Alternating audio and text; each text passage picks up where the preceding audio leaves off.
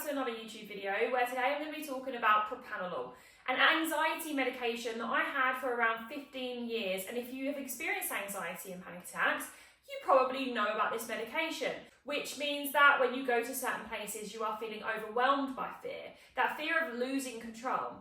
And in the end, that anxiety becomes about fear of fear. You end up being scared about the fear of having anxiety and panic, right? And I totally resonate with this because it's exactly how I felt. Certain situations like supermarkets, busy places, anything that I felt trapped in, I had to have a complete control around that situation. I had to know my emergency exit, I had to know my distractions, I had breathing techniques, or it would be my propranolol that I would take in those situations. Now I want to just say the grit and determination it takes to push past anxiety every single day is not an easy task. Most people wouldn't even be able to be capable of. And if you have got this far with fighting anxiety, you have the absolute strength to move through anxiety, because I know just how strong you are. And it is completely possible. Now in this video, I want to talk a little bit about what Propranolol does and how you can actually do that for yourself in the long term. We know that medication is great for the short term. It helps us to really move through times where it gets really, really tough. But I want to show you that you can actually move through that yourself. Not saying you just stop anxiety medication. I'm saying that it is possible to move through holistically, naturally, without medication. But please do not just come off your medication. This is to show that it is possible. But let's quickly talk about what Propranolol does for you and what it is. Because when we start to understand what that does and how we can actually do that ourselves, it becomes really clear that actually we don't need the medication. So Propranolol is a beta blocker essentially, okay? So it stops the physical symptoms. It stops the heart rate, the sweaty palms, that kind of feeling that goes into that panic where you feel like you're gonna lose control. That moment that you go, oh my God, like it's going to happen, and you're looking for that emergency exit. That's what the Propranolol does. It kind of eases that physical symptoms of the panic and the anxiety. So you almost gain back some control, and it almost gives you that safety of, I'm going to be able to handle it because I've had the Propranolol. My heart's not going to go crazy. I'm not going to lose it. I'm not going to be able to not breathe. You actually can say, it's okay, I've got rid of the physical symptoms, so I can almost handle it now and I can take back control. And when you actually start to take back control and know that you've got this Propranolol, you've got this medication, this safety comfort blanket, it means that you actually then don't have as much anxiety because you've gained back the control. You know the worst isn't going to happen because you've taken this medication. I used to have it there when I first started using it. I used to take it every day. Then I slowly managed to take it just as and when I needed it. So big situations like airports, like flying, traveling.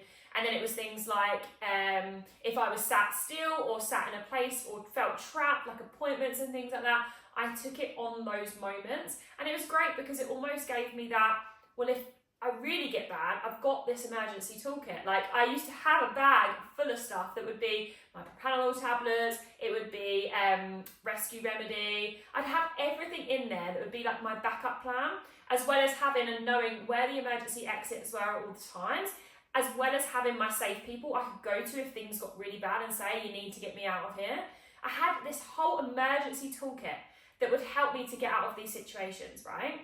But the one thing that I didn't have, which made the biggest difference, is I didn't have the self-trust or knowledge or belief in my own ability to move through it.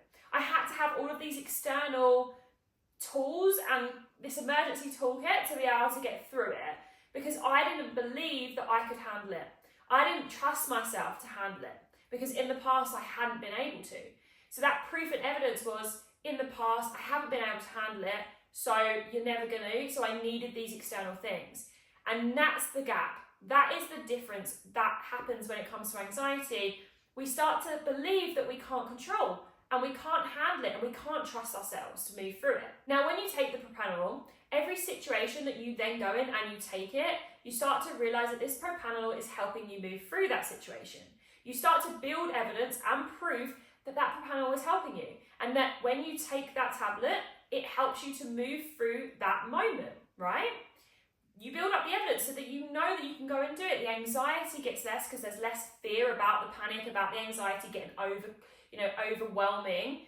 And you start to realize, okay, when I take Propranolol, I can move through it.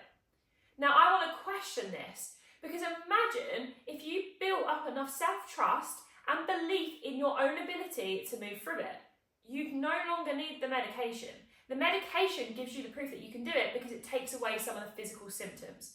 But what about if you could give yourself the self-trust, the proof, the belief in your own ability to move through it?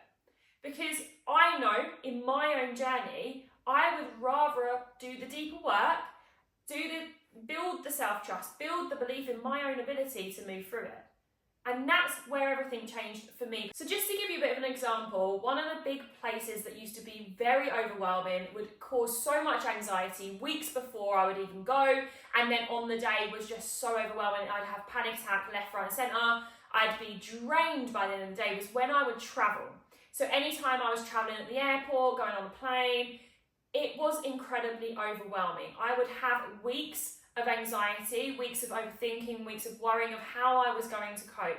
Then on the day I would have to get through so many different hurdles. It would be the queue to check in my bag. It would be checking in my bag. It would then be walking around the airport in a busy place. Then it would be going on the plane. Then it would be being trapped on the plane. Then it would be getting off. Then it would be the passport section when you get on the other end. Then it would be the hotel. Then it would be, do I feel safe in this area? Then it was like a constant battle.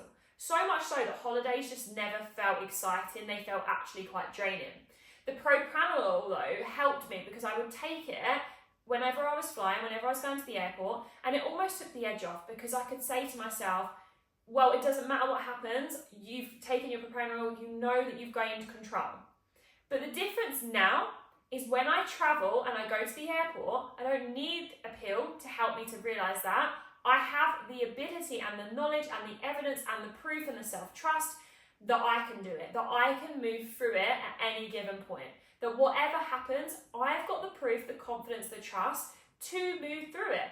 So I don't need to take medication. And by the way, there is nothing wrong with taking medication. But I know I wanted to share this with you to prove that it doesn't always have to be the only way to do it, the only way to move through anxiety. As a long-term solution, I knew that I didn't want to be on medication forever. I didn't want to have to rely on them as well because I'd get more anxiety, more panic if I left them at home or I forgot them or I couldn't take them. So it was so important for me to build that trust, to build that belief, to build the confidence in my own ability. This is not about just going and facing your fears. I had a CBT therapist once literally say to me, you need to go and face your fears, you need to stand in the thing that makes you uncomfortable. It did not help. All it does is actually just make you more fearful of that situation. What you need to build is self-trust. Now, I have just launched the self-trust method, which is a 1-week experience where I'm taking a group of people through the methods I use to build complete self-trust. Now, in this week, I'm going to be going over so much value that you are going to understand yourself so much more than you have ever understood yourself before. You are going to be able to understand your anxiety, work with it instead of against it, and build self-trust from within. It's going to be your starting place to actually reprogram your anxiety for good. And it starts on the 28th of July, so next week. If you want to join and you want to know more information, I'll add the link in the bio below. Or you can just message me on Instagram, more details. But the link is below.